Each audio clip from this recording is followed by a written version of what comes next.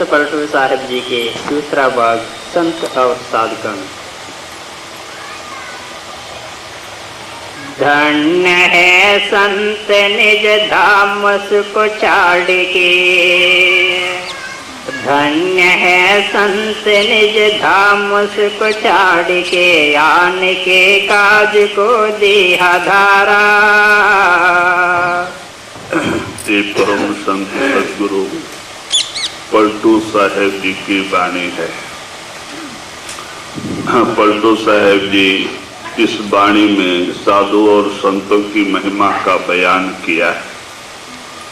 कहते हैं धन्य है संत जो धाम सुख छाड़ के, आन के काज देह धारा।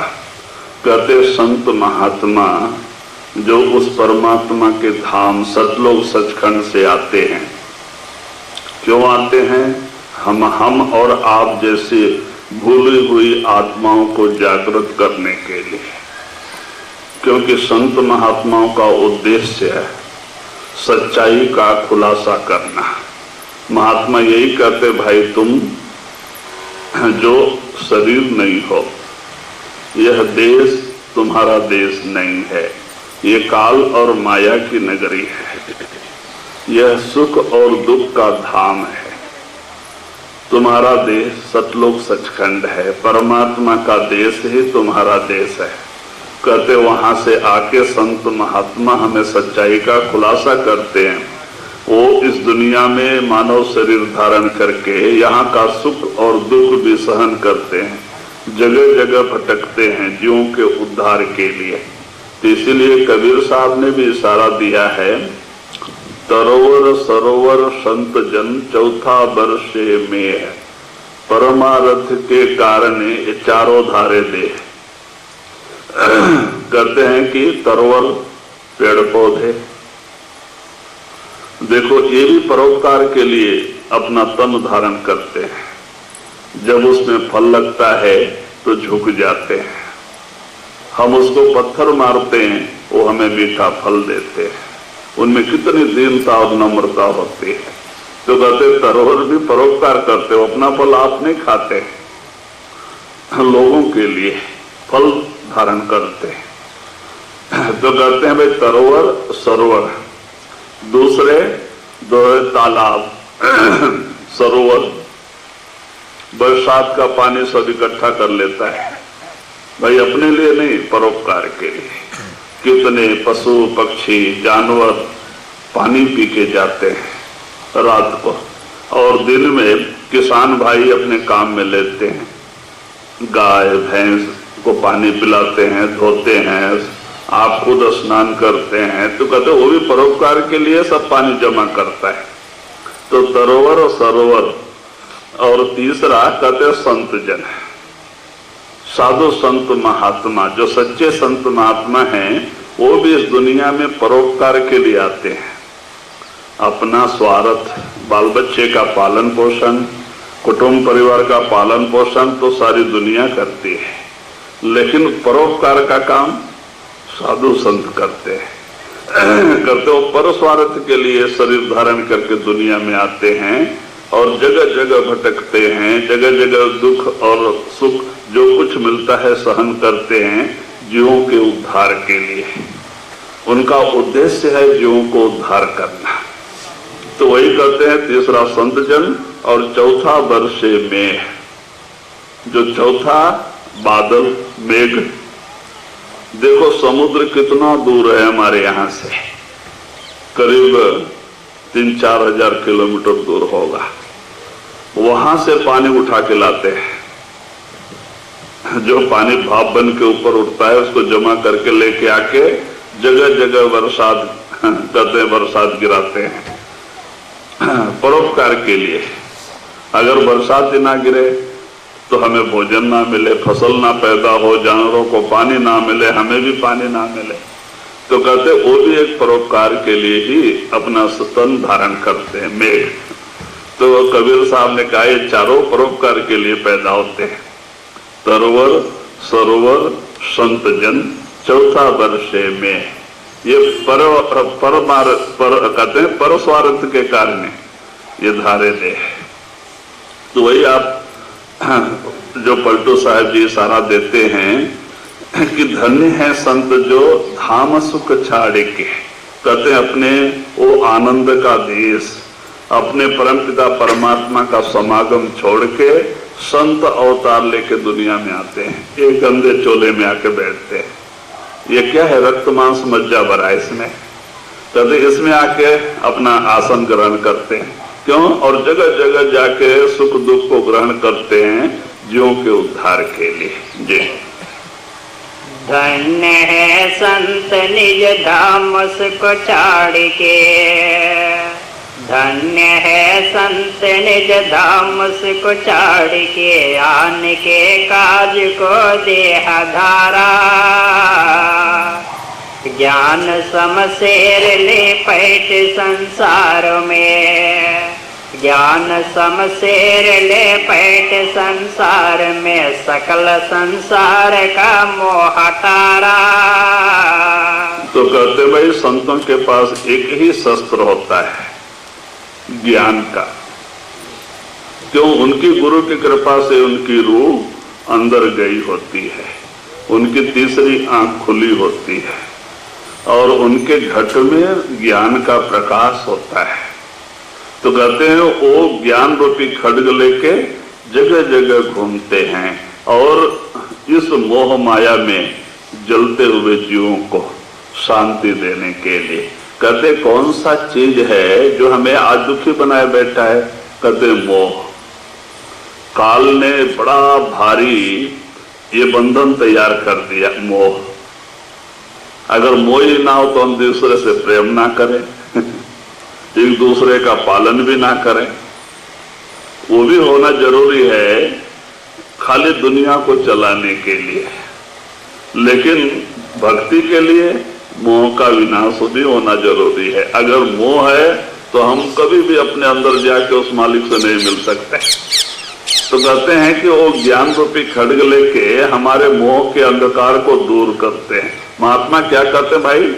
हमें नाम दान देते हैं, इस शरीर में जाने का साधन और तरीका समझाते हैं। महात्मा यही कहते हैं भाई, अगर इस दुनिया में कोई जीता जागता मालिक का मंदिर है तो मानव शरीर है। हर मंदिर यह शरीर है, ज्ञान रतन प्रगट होए, परमात्मा का जीता जागता मंदिर मानव शरीर है। इस शरीर को परमात्मा ने अपने रूप के ऊपर बनाया है। जैसे दुनिया में जो भी कुछ सामान परमात्मा ने बनाया है, सब इस शरीर के अंदर परमात्मा रच के आप खुद अंदर बैठा है। अपने पास आने के लिए इसी के अंदर ही वो रास्ता भी रखा है। वही रास्ता हमें कामिल मुर्शिद पूरा गुरु बताते हैं। वो ये नहीं कहते भाई बाल बच्चे छोड़ दो, पीला कपड़ा रुद्राक्ष पहन लो, सन्यासी बन जाओ, उपवास रहो, जंगल पहाड़ों में जाके मरो। कहते नहीं भाई, दुनिया में रहो, दुनिया में रहो, लेकिन 2-2.5 घंटे की रोज बैठक बनाओ। आप इस 9 दरवाजे को छोड़ के 10वें में आ जाओ, ये 6 चक्कर पार करके 7वें में आ जाओ। आपकी यहाँ तीसरी आंख खुल जाएगी। जब आपकी रूह अंदर प्रवेश करेगी, तीसरी आंख खुलते ही आपकी आत्मा अंदर प्रवेश करती है, तो क्या देखती है? कहते हैं वहां गुरु दर्शन, गुरु प्रकट हो जाता है। पहले गुरु ही दर्शन देता है। भाई जो गुरु अंदर ही नहीं आता हमारी क्या रक्षा करेगा? जब हम अंदर जाते हैं तो पहले गुरु ही दर्शन देता है और वहां से हर एक मंडल में गुरु हमारे साथ होता है। तो कहते हैं आप अंदर आके देखो, परमात्मा ने आपके लिए अपना सारा खजाना भंडार भर के रखा है शरीर में। ये खाली रक्त मांस का पुतला ही नहीं है। हमारे महाराज कहते थे, भजन लिखा है, काया कंचन नगरी अकुट भरे भंडारा। ये बड़ा सुंदर सोने का नगर है इसके अंदर और अकुट भंडार भरे पड़े, लेकिन हम उसको बाहर ढूंढने को जाते हैं। कोई गया काशी को, कोई हरिद्वार को, कोई जंगल पहाड़ों में, तो कहते कहीं बाहर नहीं हो मालिक। कहते हर मंदिर यह शरीर है, ज्ञान रतन प्रगट होए, परमात्मा का जीता जागता मंदिर मानव शरीर है। इस शरीर को परमात्मा ने अपने रूप के ऊपर बनाया है और अपना सारा खजाना इसके अंदर रख के आप खुद अंदर बैठा है। अपने मिलने का रास्ता भी हमें इसी के अंदर रखा है। हमने आगे भी समझाया था कि शेख तकी बड़े अच्छे महात्मा थे। उन्होंने मक्का मदीना सब छान मारा, सब घूम के आए, कहीं शांति नहीं मिली। तो बाद में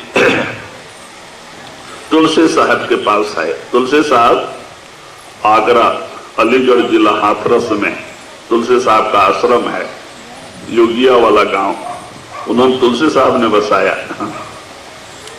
आप बड़े कमाई वाले महात्मा थे, संत महात्मा, और आपके आशीर्वाद से ही स्वामी जी महाराज पैदा हुए।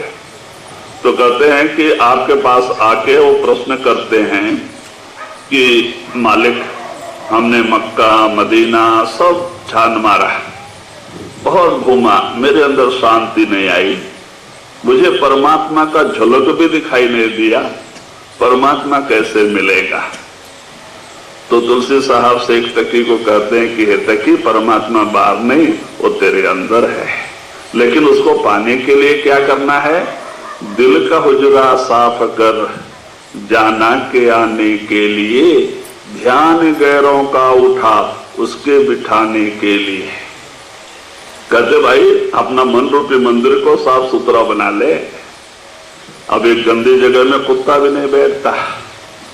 हम कुल मालिक को बुलाना चाहते हैं जो दुनिया का वाली है, तो भाई जगह भी कितना शुद्ध निर्मल होना चाहिए जहां वो मालिक आके प्रकट होगा। देखो हम एमपी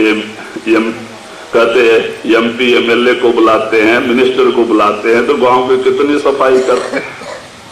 अच्छी जगह पर उनका एक टेंट मेंट लगा के आसन बनाते कि मिनिस्टर साहब को कहीं गंदगी नजर ना आ जाए। तो जब एक मिनिस्टर को बुलाते हैं तो गांव की इतनी सफाई करते हैं। तो बताओ वो 16 मंडल का मालिक सत्पुरुष परमात्मा जिस घट में, जिस आपके मन रूपी मंदिर में वो प्रकट होना है, तो भाई उसकी भी तो सफाई बड़ी जरूरी है। तो इसीलिए कहते भाई दिल का हुजरा साफ कर, जाना के आने के लिए, ध्यान गैरों का उठा, उसके बिठाने के लिए। अभी हमारे मन रूपी मंदिर में क्या है? कुटुंब परिवार का रूप है, कुटुंब परिवार का चिंता है, घर गृहस्थी का चिंता है, नौकरी धंधे का चिंता है, कोर्ट कचहरी का चिंता है। कहते एक दिल लाखों तमन्ना, उस पे और ज्यादा हविस, और फिर ठिकाना है कहां उसके ठिकाने के लिए। मन रूपी मंदिर तो एक है और उसमें लाखों करोड़ों संकल्प, विकल्प, आशा, तृष्णा, कुटुंब परिवार का चिंता, कोर्ट कचहरी सब भरे पड़े। और उसमें मालिक को बुलाते हुए तू भी आ जा, उनको बैठने के लिए जगह ही कहाँ है? भाई ये सब कूड़ा कचरा जावे तो ना। इसीलिए संत महात्मा कहते उस मन रूपी मंदिर को साफ करने के लिए मालिक के नाम सुमरन की विधि बताते हैं। कहते भाई दुनिया का सुमरन करके ही हमारा मन मलिन हो चुका है। जो भी हम कुछ कर्म करते हैं, कर्मों की मैल हमारे मन पे चढ़ते जा रही है, मन मलिन होते जा रहा है। अब उस मालिक का नाम सुमरन करके ही हमारा मन निर्मल और पवित्र होना है। तो कहते भाई सुमरन, कबीर साहब ने भी इशारा दिया है कि अगर आपको इस दुनिया में सुख और शांति की जरूरत है तो आपको क्या करना है? तो कबीर साहब कहते भाई सुमरन से सुख होता है, सुमरन से दुख जाए, कहे कबीर सुमरन करे साईं माई समाए। फायदा ही फायदा है। सुमरन करने से, मालिक के नाम सुमरन करने से हमारे पाप कटते जाते हैं, हमारा मन निर्मल और पवित्र होते जाता है। भाई पाप कटेंगे तो मन निर्मल होएगा, और मन निर्मल होएगा तो हमें शांति मिलेगी। मन मलिन रहेगा तो शांति कहाँ? अशांति अंदर अंदर। तो मन को निर्मल करने के लिए मालिक का नाम सुमरन, और इसके लिए बाल बच्चा छोड़ने की जरूरत नहीं, घर मकान बदलने की जरूरत नहीं, उपवास रहने की जरूरत नहीं। कहते सुमरन हर अवस्था में, हर जगह आप कर सकते हैं। खाना बनाते समय मालिक का नाम सुमरन कर सकते हैं, खाना खाते समय मालिक का नाम सुमरन कर सकते हैं। कहीं बस में जाते समय भी मालिक का नाम सुमरन कर सकते हैं। तो कहते जितना आप मालिक के नाम सुमरन से जुड़ोगे उतना आपका मन रूपी मंदिर पवित्र और निर्मल होते जाएगा। कहते भाई जब मन निर्मल होएगा आपको शांति मिलेगी और एक दिन आपका चित्त स्थिर हो जाएगा, आपकी आत्मा रूह चढ़ाई करने लगेगी और एक 6 चक्कर पार करके 7वें में आ जाएगी। लेकिन जब तक मन निर्मल नहीं होगा हमारी आत्मा चढ़ाई नहीं कर सकती।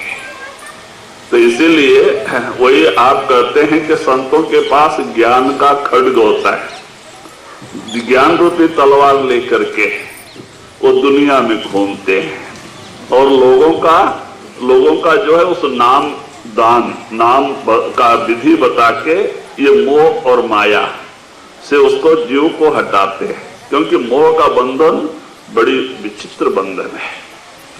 देखो हम कितने वर्षों से महात्माओं के समागम में जाते हैं, सत्संग सुनते हैं, महात्मा कहते भाई भजन सुमरन करो सुमरन करो सुमरन करो, लेकिन मन करने देता है, फिर बार बार दुनिया का सुमरन से जोड़ देता है। दुनिया का सुमरन तो बड़े प्रेम प्यार से करते हैं, मालिक का नाम सुमरन करने नहीं देता है ना। भाई क्यों? मन मलिन है और मलिन मन दुनिया की तरफ भागता है। मन निर्मल होएगा मालिक की तरफ जाएगा। मन को निर्मल करने के लिए सुमरन की जरूरत है। सुमरन सुमरन सुमरन कहते भाई सुमरन बड़ी ऊंची चीज है। तो इसलिए ज्ञान का खड्ग लेके संत सारे दुनिया में संचार करते हैं और हमारे मोह रूपी अज्ञान को दूर करके हमें भक्ति करा के अंदर लेके आते हैं और हमारी तीसरी आंख खोल के हमें सब कुछ अपने अंदर बता देते हैं। वो नहीं कहते भाई बाहर है, बाहर कुछ नहीं, भ्रम है, सब कुछ आपके अंदर है। परमात्मा की सारी बादशाहत आपके अंदर है। अंदर आके ही आप उसको पा सकते हैं, आप धन्य हो सकते हैं। जी ज्ञान समशेर ले पैठ संसार में, ज्ञान समशेर ले पैठ संसार में, सकल संसार का मोह हटारा। प्रीति सबसे करे मित्र और दुष्ट से, प्रीति सबसे करे मित्र और दुष्ट से, भले और बुरे दोषी से धारा। तो वही आप कहते हैं कि संत जो होते हैं सच्चे संत, वो चाहे वो बुरा होवे, कहते हैं वो बुरा होवे या अच्छा होवे, शत्रु होवे या मित्र होवे, अपना होवे या पराया होवे, कहते वो सबसे प्रेम करते हैं। जो भी उनके पास आता है सबको एक समान दृष्टि से देखते हैं, वहां भेदभाव नहीं करते हैं कि भाई ये अपना है वो पराया है। जो भेदभाव करते हो महात्मा ही नहीं। भाई सब घट मेरे साइया सुनी से जना कोई, कहते सारे घट में वही मालिक का नूर है, वही मालिक का जो है अंश आत्मा है। अब कौन भलो को मंदो, कौन अच्छा कौन बुरा, कहते भाई अपने ये तो जीव कर्म करके भला बुरा हो गया, लेकिन आत्मा बुरा भला नहीं है। महात्माओं की दृष्टि आत्मा पे होती है। आत्मा का कोई जात नहीं, आत्मा का कोई कुल नहीं और आत्मा कोई भला और बुरा नहीं। भला बुरा तो मन है। जो कुछ कर्म करते हैं उसका कर्म का मलिन जो है पाप सब मन के ऊपर चढ़ता है, मन मलिन होता है, आत्मा नहीं। आत्मा तो परमात्मा का अंश है, निर्मल है, पवित्र है। बंध और मोक्ष का कारण मन है, शरीर भी नहीं। ये तो माटी का है, 5 तत्व का पुतला। कहते किसी को 70-80 साल के लिए मिला है, हमारे दादा परदादा कैसे छोड़ के चले गए, हमें भी छोड़ के जाना है। कहते हमारी जात पात कुल मर्यादा जल के 2 मुट्ठी राख बन जाती है। इसको शरीर को क्या कर, इसको मुक्ति नहीं, मुक्ति मन को। महात्माओं को आत्मा के उद्धार के लिए पहले मन का उद्धार करना पड़ रहा है। मन को सत्संग के जरिए समझा बुझा के इसको भक्ति के रास्ते पे ला के फिर नाम की विधि बता के इसको अंदर लेके आते हैं। मन जब अंदर आ जाता है, इसको नाम की लज्जत, शब्द की लज्जत मिल जाती है, तो मन जाके शब्द से जुड़ जाता है और शब्द को छोड़ के मन बाहर आना ही पसंद नहीं करता। तो जो मन आज हमारा शत्रु है, कल वो हमारा मित्र बन जाता है। हम नहीं चाहते हैं, लेकिन मन शब्द में जुड़ा होता है, तो कहते जाप अजपा बन जाता है। अभी तो आपको सुमरन करना पड़ता है जबरदस्ती, लेकिन बाद में मन ही सुमरन करता है। उसको पता लग जाता है मैं इंद्रिय नहीं, मैं शरीर नहीं, मैं तो ब्रह्म से आया हूं। मन कोई छोटी मोटी चीज नहीं, ये त्रिलोकी का मालिक है।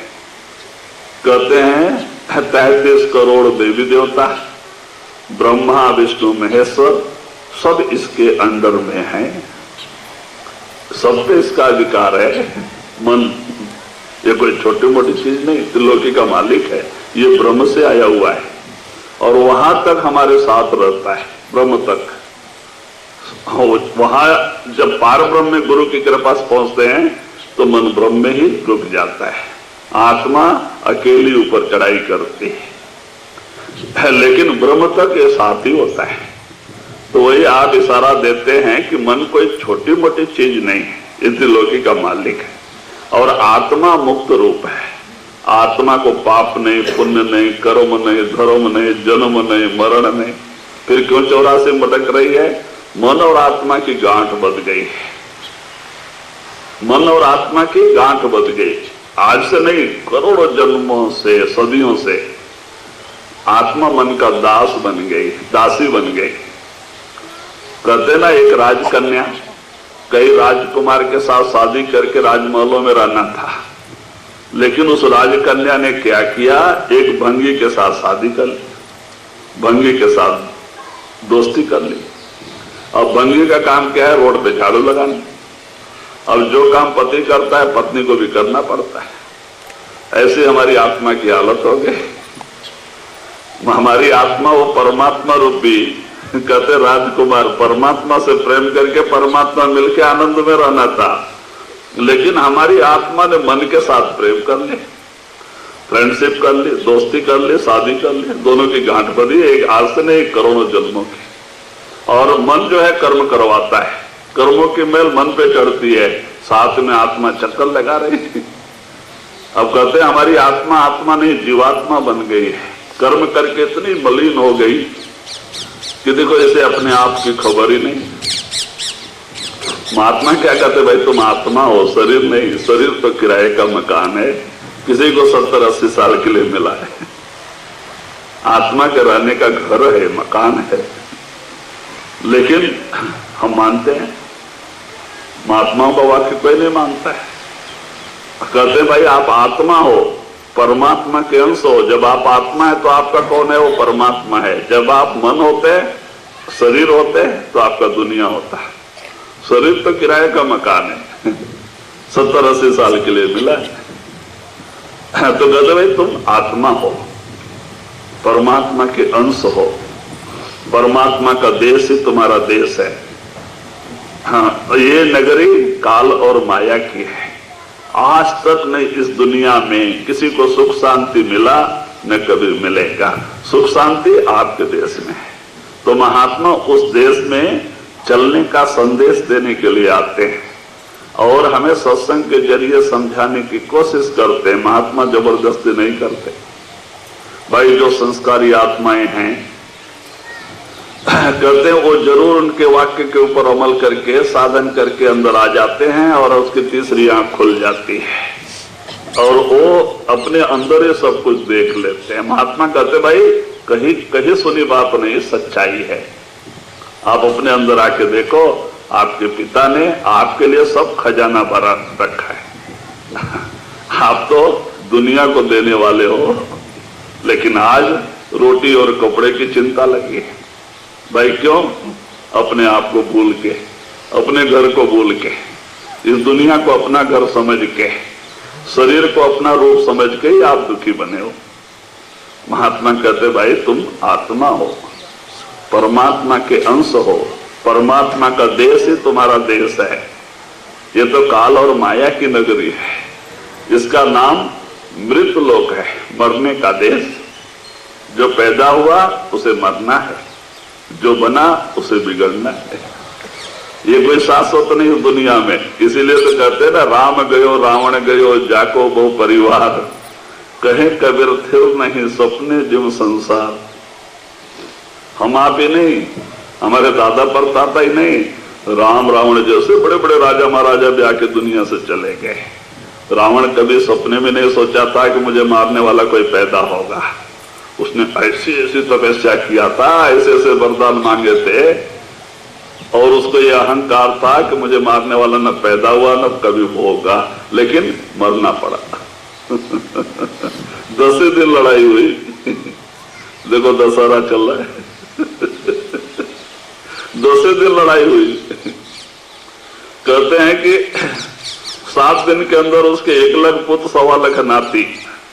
रावण के कोई कम नहीं थे बाल बच्चे, 1 लाख तो उसके लड़के थे और एक से एक तपस्वी। 1.25 लाख तो उसके नातू थे। कबीर साहब ने कहा है ना, 1 लाख पुत्र 1.25 लाख नाती, ता रावण घर दिया न बाती। कहते ऐसे रावण का इतना बड़ा कुटुंब था, एक से एक तपस्वी थे, लेकिन 7 दिन में सब सर्वनाश। राम रावण का युद्ध 3 ही दिन हुआ, तीसरे दिन रावण भी गए। तो कहते भाई क्यों, जो पैदा हुआ उसे मरना है, जो बना उसे बिगड़ना है। ये दुनिया की रीति है। इस दुनिया का नाम क्या है? मृत लोक। और ऐसे दुनिया में आके हम सुख और शांति की आशा करते हैं। महात्मा कहते भाई सुख और शांति बाहर नहीं, दुनिया में नहीं, आपके अंदर है। अगर गुरु का कहना मान लो, 2.5-3 घंटे रोज सवेरे उठ के मालिक के भजन बंदगी से प्रेम प्यार कर लो, आपकी आत्मा सिमट के 9 दरवाजे से 10वें में आ जाएगी, आपकी तीसरी आंख खुल जाएगी, सच्चाई आपको अपने अंदर मिल जाएगी, आपकी सारी आशा तृष्णा खत्म हो जाएगी, सच्चा सुख और शांति आपको अपने अंदर मिल जाएगा। जब सच्चा सुख शांति मिल गया, आशा तृष्णा खत्म, मन जाके शब्द में समा जाता है। शब्द को छोड़ के मन दुनिया में आना ही पसंद नहीं करता। तो जहां मन नहीं वहां आशा और तृष्णा नहीं। दुनिया कैसे चल रही? मन से। मनोमयम जगत्ता, मन का एक काल्पनिक रूप ही संसार है। अगर कल्पना नहीं तो संसार भी नहीं। सारा कल्पना के ऊपर है। तो कहते हैं सब मन का खेल है। तो इसलिए महात्मा कहते भाई दुनिया में रहना है, ये हमारा लेन देन का हिसाब किताब है, पिछले कर्मों का, पिछले जन्मों का। किसी का किसी से लेना होता है, किसी का किसी को देना होता है। ऐसे ही आत्माएं एक कुटुंब परिवार के रूप में जमा हो जाती है, और जिस दिन उनका लेना देना खत्म होता है, एक एक साथ छोड़ के चलते जाते हैं, बोल के भी नहीं जाते, चलते जाते हैं। और जीव अज्ञान वशात दुखी होता है कि मेरे अपने चले गए, अपने चले। भाई अपना होता तो जाता क्यों? जिस दिन हम पैदा हुए हमारे साथ कोई पैदा नहीं हुआ, जिस दिन हम मरेंगे हमारे साथ कोई मरने वाला भी नहीं, तो हमारा क्यों कौन है? हमने बनाया है कर्मों के हिसाब से 4 दिन के लिए, ये कर्मों का हिसाब किताब है। और यहाँ पे हर जीव अपने अपने प्रारब्ध के अंडर में है, प्रारब्ध कर्म के अंदर है। पहले बना प्रारब्ध, पीछे मिला शरीर।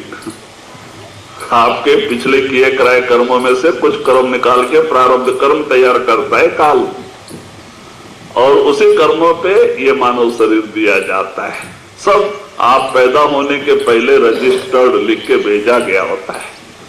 किस समय क्या क्या होना है, क्या क्या मिलना है, क्या सुख दुख जिंदगी में आना है, सब रजिस्टर्ड है। अगर आप रात दिन दुनिया का चिंता करो तो एक तो कम भी नहीं होता। बिगड़ चिंता फिक्र के ड्यूटी बजाते जाओ तो भी ये कुछ कम नहीं होता। वो अपने समय पे सब होते रहता है। कबीर साहब ने कहा है ना, कर्म गति टारे नाई डरी, मुनि वशिष्ठ से पंडित ज्ञानी सोध के लगन धरी, सीता हरण मरण दशरथ को वन में विपत परी, कर्म गति तारे नाई डरी। कर्म राम को भी नहीं छोड़ा, क्यों? आप शरीर में आए थे तो आपको प्रारब्ध कर्म भुगतना ही था। जबकि त्रिकाल ज्ञानी ब्रह्म ऋषि कहते वशिष्ठ जैसे त्रिकाल ज्ञानी ब्रह्म ऋषि ने मुहूर्त निकाला था। पंडित थे वो, अच्छे पंडित थे, उनके कुल गुरु थे। निकाला, बड़े शोध के निकाला कि कल 11:20 का अच्छा मुहूर्त समय है सिंहासन को बैठा के आनंद लेने का। राजा दशरथ को बड़ा खुशी का टाइम था, लेकिन वही मुहूर्त समय दुख का कारण बना। ठीक उसी मुहूर्त के समय पे राजा दशरथ के प्राण गए। जब राजा दशरथ ने सुना कि राम लक्ष्मण सीता वनवास जा रहे हैं, अरे मेरा प्यारा राम वनवास जा रहा है, प्राण पे के उड़ गए। क्यों? ऋषि श्राप था। श्रवण कुमार को मारा था शब्द वेदी बाण से। श्रवण कुमार के माता पिता ने श्राप दे दिया था। छोटी उस समय जवानी थी उनकी, कि जैसे पुत्र के वियोग में हम प्राण दे रहे हैं, ऐसे तुम भी अपने पुत्र के वियोग में मरोगे, प्राण त्यागोगे। तो होना ही होना है। जैसे सुना कि राम सीता लक्ष्मण वनवास जा रहे हैं, दिल में लग गया। और ऋषि का श्राप था, प्राण पखेर उड़ गए। राम प्यारा था, वियोग नहीं सहे। तो कहते हैं एक दशरथ के मरने का एक दुख, सीता और लक्ष्मण के साथ राम को वन में जाने का दूसरा दुख उसी समय आया जो मुहूर्त समय वशिष्ठ ने निकाला था। भाई क्यों? विधि में वनवास लिखा है, सिंहासन कहां से मिले? तो 14 बरस वनवास जाना ही जाना है। तो कहते भाई कर्म गति टारे नाई टरी, मुनि वशिष्ठ से पंडित ज्ञानी सोधी के लगन धरी, सीता हरण मरण दशरथ को वन में विपद परी, कर्म गति टारे नाई टरी। विधि का लिखा। अब राजा हरिश्चंद्र कितने अच्छे राजा थे, सत्यवंत, दानशूर, कभी भी अपने शरीर से, अपने मन से, वाक्य से किसी का दिल नहीं दुखाया था उन्होंने। लेकिन उनके ऊपर भी कितनी मुसीबत आई। देखो, राज भ्रष्ट हुए, विश्वामित्र ने राज छीन लिया और कहते कर्जा है चुकाओ। तो औरत रानी को बेच के, अपने आप को बेच के कर्जा चुकाया, लेकिन झूठ नहीं बोला। विश्वामित्र झूठ बुलाना चाहते थे लेकिन वो झूठ नहीं बोले, सच। क्योंकि सतयुग में रुपए में रुपया सच होता है, आत्मा निर्मल होती है। देखो, हर एक कलयुग के बाद में जल प्रलय आता है। जल प्रलय कलयुग के लास्ट में, अंत में सारे जीव मर जाते हैं। जल प्रलय, वो समुद्र ऊपर आ जाता है, पृथ्वी पे मथन हो जाता है, सारे जीव खत्म हो जाते हैं। तो ये जीव कहां जाएंगे? जिसने दुनिया बनाया उसके पास जाएंगे, ब्रह्म में जाके समाप्त। ये जीव सारे ब्रह्म में जाते हैं, ऑटोमेटिक मरने के बाद ब्रह्म में जाते हैं, क्योंकि ये यहां सब खत्म हो जाता है, सब मथन हो जाता है। पानी आके समुद्र का सब मथन कर देता है और सारे जीव जाके ब्रह्म में समाते हैं। ब्रह्म सृष्टि का करता है। और फिर जब अब जहां हम आज बैठे हैं वो पानी यहीं रुक जाता है, और जो समुद्र का भाग है वो स्थल बनता है। तब ब्रह्म को फिर जीवों को ऊपर से नीचे भेजना पड़ता है।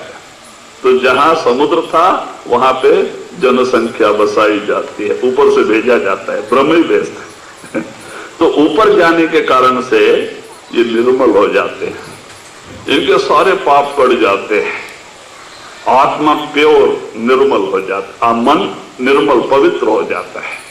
जो करोड़ों जन्मों के पाप मन पे थे वो उतर जाते हैं, निर्मल हो जाता है। ब्रह्म कोई छोटी मोटी चीज नहीं, वहां जाने से ही निर्मल होता। कि ऋषि मुनियों ने कहते योगियों कितना हजार हजार बार तपस्या करके वहां जाते हैं, जबकि आत्मा सहज में प्रलय में पहुंच जाती है, तो आत्मा निर्मल हो जाती है। इसीलिए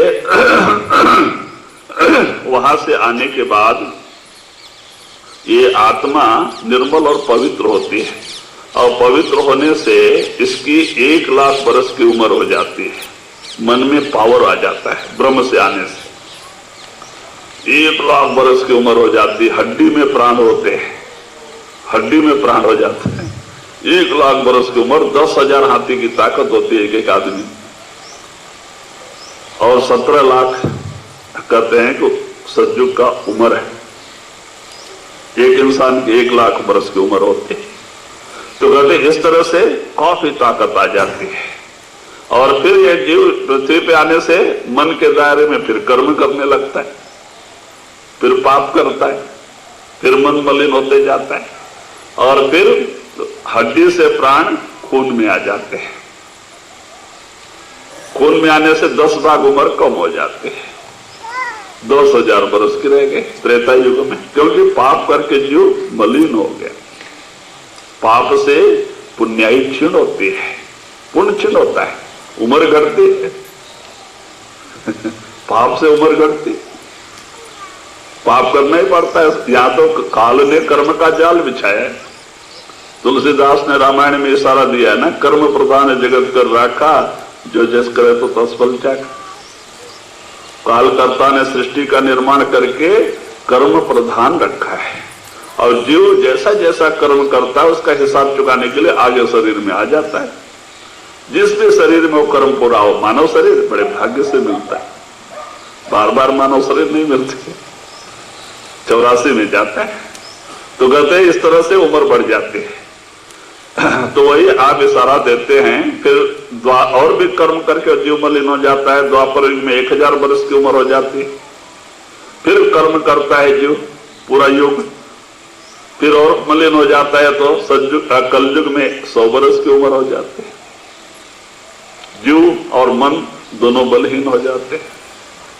तो कहते इस तरह से अब कलयुग का कोई छोटा मोटा उम्र नहीं है।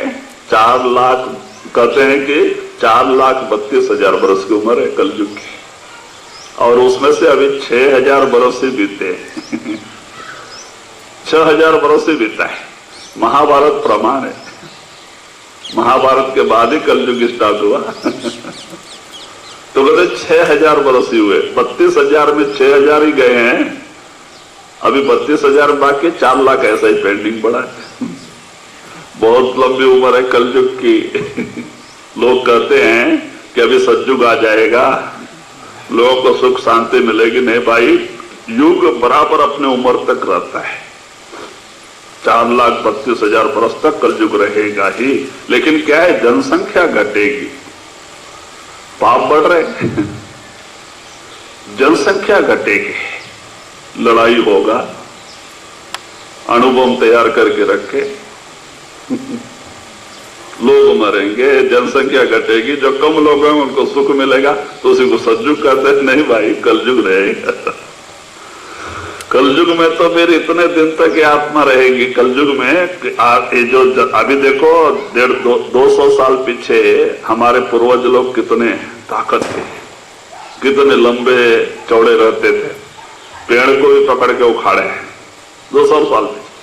और 200 साल में हमारी इतनी बलहीनता आ गई, शरीर कमजोर होते जाता है। बाहर का प्रभाव भी पड़ रहा है, आजकल का युग बदलते जा रहा है, शरीर पे उसका प्रभाव पड़ रहा है, उम्र घटते जा रहा है। तो कहते इस तरह से बैगन को भी तोड़ने के लिए उनको बैगन के ऊपर सीढ़ी लगा के चढ़ना पड़ेगा। माने इतने बड़े बड़े तक हो जाएंगे आदमी लास्ट तक। कहते 3-3 इंच के होंगे आदमी, क्योंकि शरीर तो घटना ही है, उम्र कम होनी है। लास्ट कलयुग तक भाई बहुत लंबा है कलयुग का उम्र। तो ये हालत है। तो इसीलिए आप पलटू साहब जी कहते हैं जी, प्रीति सबसे करे मित्र या दुष्ट से, प्रीति सबसे करे मित्र या दुष्ट से भली और बुरे दोषी सुधारा। दास पलटू कहे राम नहीं जानहु, दास पलटू कहे राम नहीं जानहु, जानहु संत जिन जगत तारा। तो वही पलटू साहब कहते हैं, भाई एक संतों का स्वभाव होता है, चाहे वो शत्रु होवे या मित्र होवे, अपना होवे पराया होवे, पापी होवे पुण्यवान होवे, जो उसके शरण में आते हैं सब पे समान दया करना। अपने पराये का भाव भेदभाव रखने वाला वो साधु नहीं, सवादु है। पैसे के लिए, मान बढ़ाई के लिए कुछ भी करते हैं लोग। भाई जो सच्चे महात्मा होंगे उनकी दृष्टि सब पे समान होती है, चाहे वो शत्रु हो मित्र हो, अपना हो पराया हो पापी हो पुण्यवान हो, सब पे समान होती है। क्योंकि संत महात्मा इस दुनिया में परोपकार के लिए आते हैं। परस्वार्थ के कारण संत लिए अवतार, अपने स्वार्थ के लिए नहीं, परस्वार्थ के लिए। तो उनका काम क्या है? जो उनके शरण में आता है उसका उद्धार करना, चाहे पापी हो या पुण्यमान हो, कैसा भी हो। तो वही आप पलटू साहब जी कहते हैं, दास पलटू कहे राम नहीं जानहु, जानहु संत जिन जगत तारा। हाँ, दास पलटू कहे राम नहीं जानहु। पलटू साहब कहते हैं कि मुझे राम भी नहीं चाहिए, मुझे तो वो संत चाहिए। उन संतों को मैं बड़ा मानता हूं जिन्होंने मेरा उद्धार किया, मुझे उस राम से मिलाया, मालिक से मिलाया। मैं परमात्मा को भी नहीं जानता। वही आप सजोबाई भी कहती, राम तजु पर गुरु ना विसारो, गुरु समान राम को नहीं जान। सजोबाई कहती, मैं परमात्मा को त्यागने के लिए तैयार हूं लेकिन गुरु को छोड़ने के लिए तैयार नहीं। क्यों? परमात्मा मेरे अंदर से सदियों से था, क्योंकि है ही परमात्मा। जब से आत्मा इस दुनिया में आई, साथ में परमात्मा भी अंदर है, आत्मा के अंदर ही परमात्मा का वास है।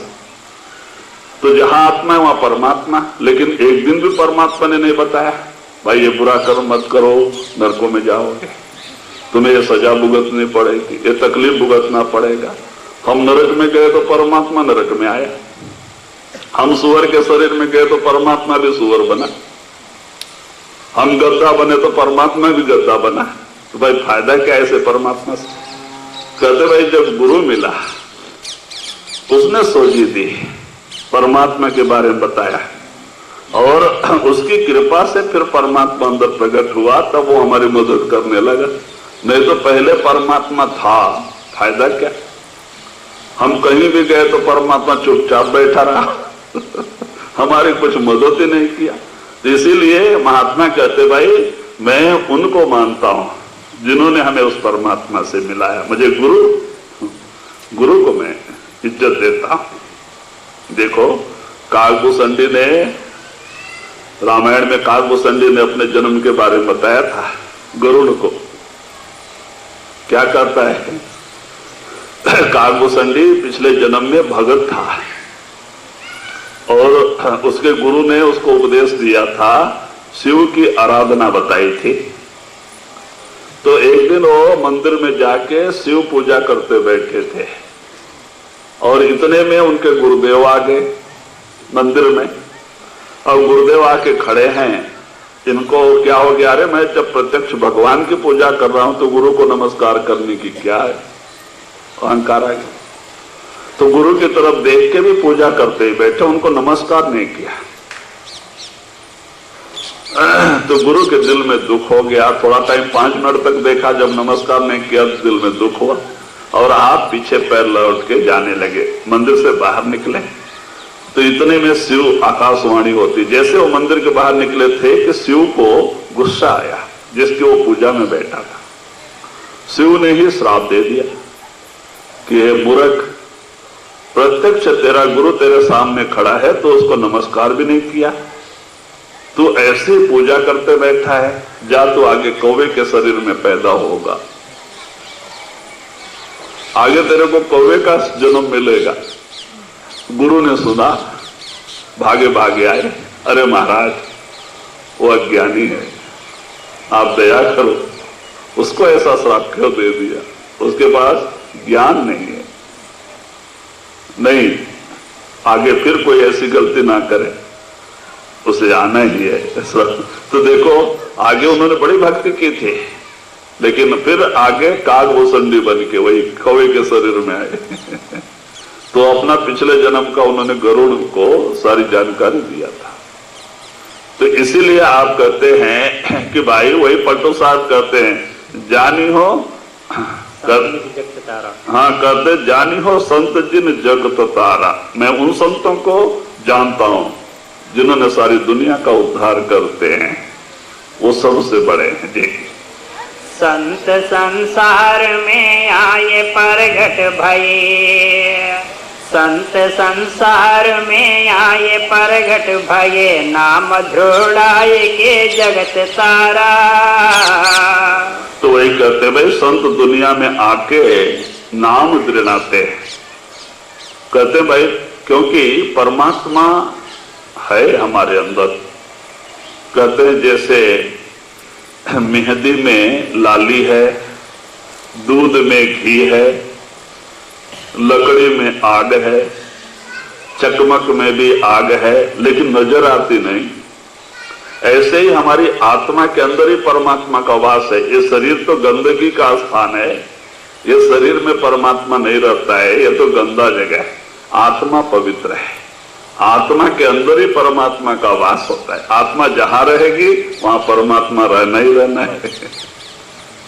जैसे बड़ का बीज कितना छोटा होता है, अगर हम कहें कि इस बड़ के बीज में घसघस से भी 10 गुना छोटा, कहते घसघस से भी छोटा होता है। अगर हम एक बीज लेके बताएं कि इसमें एक बहुत बड़ा बड़ का वृक्ष इसके अंदर छिपा हुआ है, तो आप मानेंगे? कहेंगे इतना बड़ा छोटा बीज भी इतना बड़ा पेड़ कहां से आ गया, लेकिन है अंदर ही। वही पक्षी के पेड़ से जब निकलता है, मट्टी हवा पानी कहते पाके एक विशाल रूप धारण कर लेता है। भाई कहां से उस बीज के अंदर से वो पेड़ बाहर आया, कहते इतना बड़ा रूप धारण कर लेता है। तो कहते हैं पेड़ में बीज है, बीज में पेड़ है। वैसे ही आत्मा में परमात्मा का वास है, शरीर में दूसरी जगह परमात्मा नहीं रहता। जब हम यहाँ आ जाते हैं तो वही परमात्मा हमारी आत्मा के अंदर से हमें दर्शन निकल के दर्शन देता है, वो कहीं और जगह से नहीं आता है। ये आत्मा ही निर्मल पवित्र है और वही परमात्मा का स्थान है। परमात्मा बड़ी से बड़ी चीज में भी समा जाता है, छोटी से छोटी चीज में भी परमात्मा समा जाता है। तो वही आप कहते हैं उस परमात्मा अलग है, अगम्य है, अनामी है, उसका तो कोई नाम नहीं।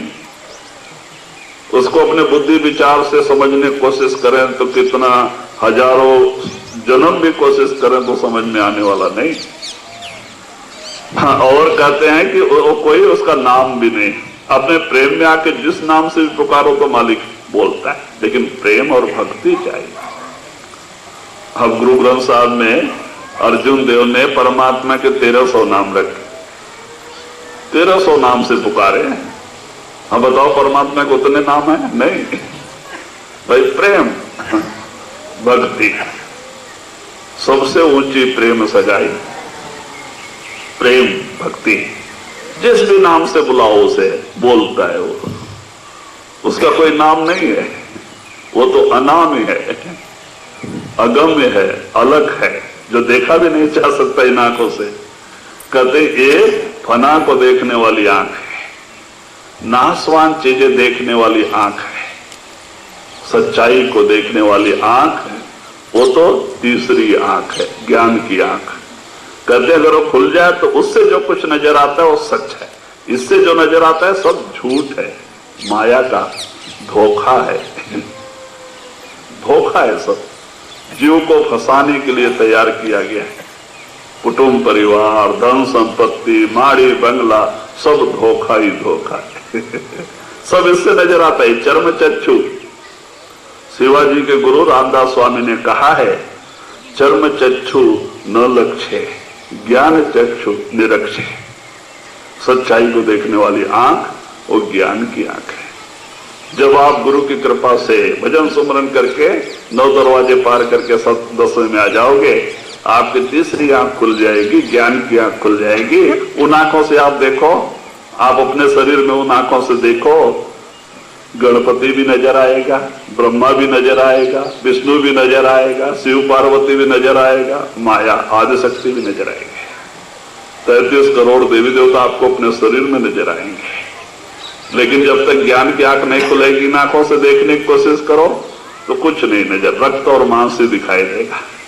क्योंकि देखो, शिष्यों में बड़े बड़े लोग हैं, क्योंकि अमेरिका में करीब कितना 50-60 तो आश्रम अमेरिका में है।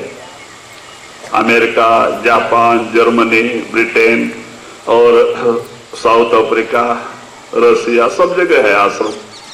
कितने लोग आते हैं वहां से, विदेशों से। तो वो कहते हैं, अरे महाराज हम सर्जन डॉक्टर हैं, हम हार्ट का ओपन सर्जरी करते। आप कहते हैं कि भाई बुधा स्थान में गणपति है, इंद्रिय स्थान में ब्रह्मा है, नाभि स्थान में विष्णु है, हृदय स्थान में शिव पार्वती है। हम तो हम तो सर्जन हैं, ओपन सर्जरी करते हैं, हमें कहीं शिव पार्वती नजर ही नहीं आए। तो भाई वो इन आंखों से देखे, ये तो इससे देखेंगे रक्त और मांस ही नजर आएंगे, चमड़े की आंख।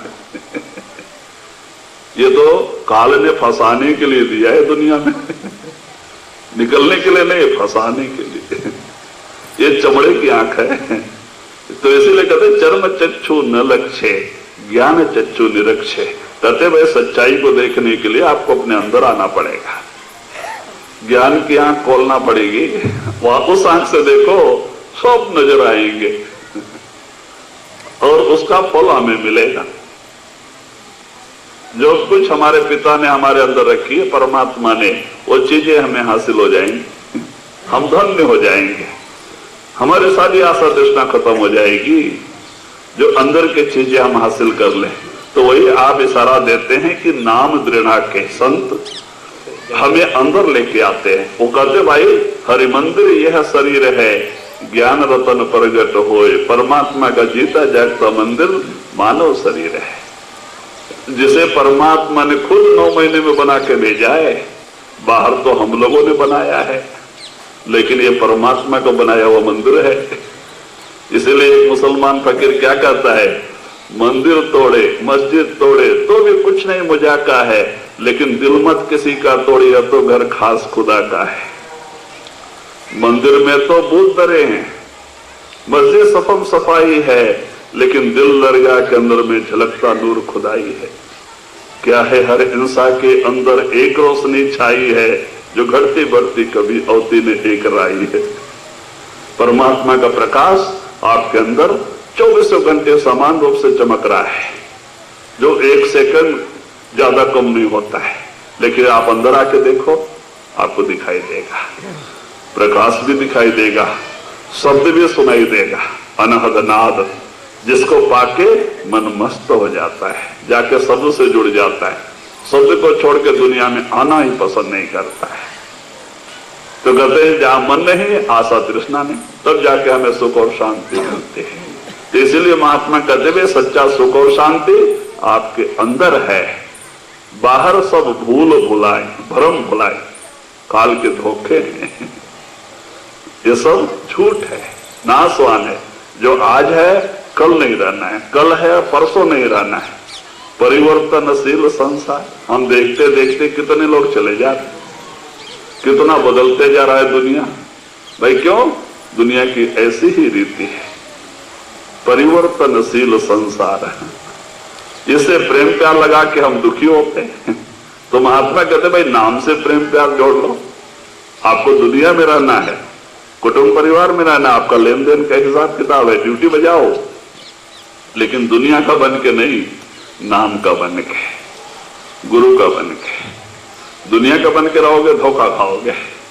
जहां आशा तहां वासा, जहां आपका प्रेम प्यार होगा, जहां आपका मोह होगा, जहां आपकी आशा होगी, आपको वहां आना ही पड़ेगा। क्या चीजें हमें बार बार दुनिया में लेके आती? दुनिया का प्रेम, दुनिया की आशा। हमें दुनिया में लेके आती है, लेकिन मानव शरीर नहीं मिलता है। अगर हम एक कुटुंब परिवार के ऊपर आशा लेके मरते हैं तो हम मर के जाते हैं, उसी कुटुंब परिवार में आते हैं। कुत्ता बन के दरवाजे पे आके बैठ जाते हैं, बिल्ली बन के दरवाजे घर में आके बैठ जाते हैं, चूहा बन के आ जाते हैं। मानव शरीर नहीं मिलता, पेड़ बन के खड़ा हो जाते हैं। क्यों? मानव शरीर बड़ा दुर्लभ रत्न है। करोड़ों जन्मों के पुण्य से हमें मानव शरीर मिलता है, और उस प्रभु परमात्मा की कृपा से ही संतों का समागम मिलता है। संत समागम हरि कथा तुलसी दुर्लभ दोए, सुत दारा और लक्ष्मी पापी के भी होए। अच्छी औरत, अच्छे बाल बच्चे, करोड़ों रुपए पापियों के भी होते हैं। ये सारा चीजें होने से कोई भाग्यशाली नहीं हो जाता है। भाग्यशाली वही है जिसको ऐसा सुंदर मानव शरीर पाके संतों का समागम मिल गया। जिनको सद्गुरु मिल गया उनका लेखा नहीं पड़ा, उनका आना जाना खत्म हो गया, कहते वो भाग्यशाली है। बाहर की चीजें आज हैं कल चली जाएंगी, मरने के समय साथ छोड़ देंगे, और हम जाके यमलोकों में अपना कर्जा चुकाते हैं, यमदूतों के चप्पल खाने पड़ते हैं, दंड सहने पड़ते हैं। वो कौन सा भाग्य है? कहते यमदूत से बचाने वाला संत है। संतों के पास क्यों जाते हैं? कि भाई मरते समय आत्मा को लेने के लिए संत आते हैं, यमदूत नहीं आने देते हैं। अगर मरने के समय यमदूत ही आना होता तो गुरु के पास जाने की क्या जरूरत है? ऐसे गुरु को दूर से नमस्कार कर दो। भाई जो अपने सिख की रक्षा नहीं कर सकता, मरते समय आके दर्शन नहीं दे सकता, यमदूतों से नहीं छुड़ा सकता, तो फिर क्या फायदा है? कहते भाई गुरु, कहते भाई अंत समय में जब आत्मा चोला छोड़ने लगती है, अंदर आके दर्शन देता है और उस आत्मा को संभाल के ऊपर लेके जाता है, सहस्त्रदल कमल में रखता है, 7वें मंडल में। वहां संतों का स्थान है, वहां भजन कराता है, सूक्ष्म शरीर में रखता है, दुनिया में नहीं भेजता है। दुनिया में भेजेंगे तो फिर गुरु को राजीनामा दे देंगे, क्योंकि हमें इसमें फुर्सत ही नहीं मिलेगी फिर। देखो कितने लोग कंप्लेन करते हैं, क्या करें महाराज, टाइम ही नहीं मिलता, फुर्सत ही नहीं मिलती, मन ही नहीं लगता, कमर दर्द करता है, कहीं पैर दर्द करता है, भजन बैठा नहीं जाता है, कितने शिकायतें करते। क्यों? ये दुनिया की रीति ऐसी है।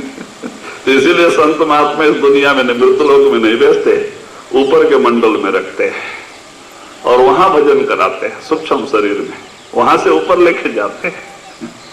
अंदर अंदर ही रास्ता है, एक मंडल से एक मंडल जुड़ा हुआ है, अंदर अंदर ही रास्ता है। तो कहते भाई इसलिए वही आप पलटू साहब इशारा देते हैं कि नाम दृढ़ा के संत हमें उस मालिक के पास ले जाते हैं। जी भजन भगवान को ना जानता, भजन भगवान को ना जानता, संत यही हेतु अवतार धारा। वही पलटू साहब कहते हैं भजन भगवान को नहीं जानता, संत यही हेतु अवतार धारा। कहते भाई दुनिया, कहते हैं कि इस दुनिया में आके इस तरह से बोल भरम में पड़ गई, मालिक को ही बुला दिया। कहते हैं जिसने हमें इतना सुंदर समय शरीर दिया, घर मकान दिया, कुटुंब परिवार देके भेजा, उसको ही बुला दिया। अब देखो जब तक कि माँ के गर्भ में आत्मा रहती है, जिसको परमात्मा से पूरा लगाव होता है, परमात्मा का बराबर ध्यान होता है, तो परमात्मा माँ के गर्भ में 2 आधार देके रखता है। अंदर में ज्योति भी दिखाई देती है, यानी प्रकाश दिखाई देते रहता है आत्मा को माँ के गर्भ में, शब्द भी सुनाई देते रहता है, और शब्द और प्रकाश का ये 2 आधार होने के कारण से उस जीव को सैकड़ों जन्म की खबर होती है, सैकड़ों जन्म की याद होती है कि मैं पीछे कौन कौन से शरीर से आया इस गर्भस्थान में।